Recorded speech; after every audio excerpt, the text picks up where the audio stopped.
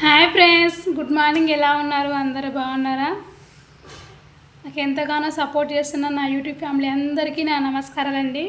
నాకు ఇలాగే సపోర్ట్ చేయాలని కోరుకుంటున్నా. ఈరోజు చిక్కుడుకాయ టమాటా వండుదామని చుంచుతున్నా.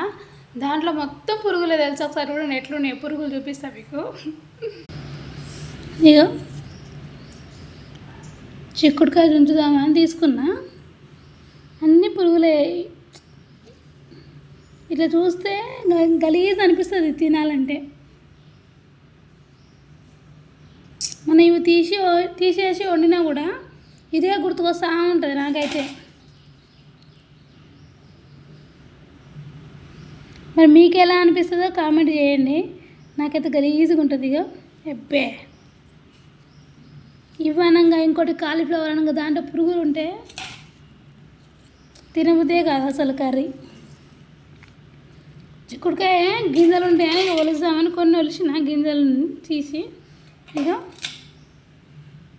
మొత్తం పురుగు చూడు. అబ్బే చూస్తే వాంటింగ్ వస్తుంది.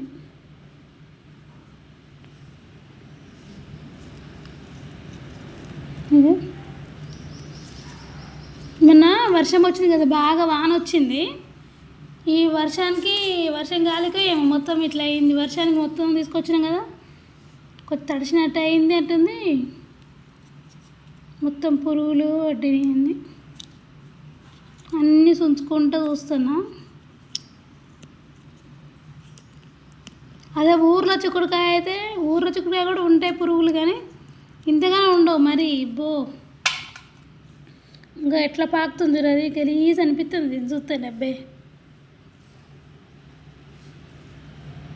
చూసేటప్పుడు గలీజ్ అనిపిస్తుంది, తింటప్పుడు మాత్రం టేస్ట్ ఉంటుంది. ఇక చిక్కుడుకాయని పచ్చిమిర్చి చేస్తే బాగుంటుంది తెలుసా.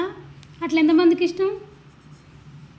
పచ్చిమిర్చి ఊర్లో మా అత్తమ్మ చేసి పెట్టేది మంచిగా. పట్టిన పెళ్ళైన కొత్తలో చిక్కుడుకాయ పచ్చిమిర్చి వేసి వండేది.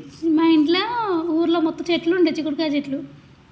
పొట్టి చిక్కుడుకాయలు ఉంటుంది కదా, పొట్టిగా ఉండే చిక్కుడుకాయలు అవి ఉంటుండే మంచిగా. మా అత్తమ్మ ఏం చేసేదంటే చిక్కుడుకాయలు తెంచి ఓన్లీ గింజలే ఉండేది కర్రీ.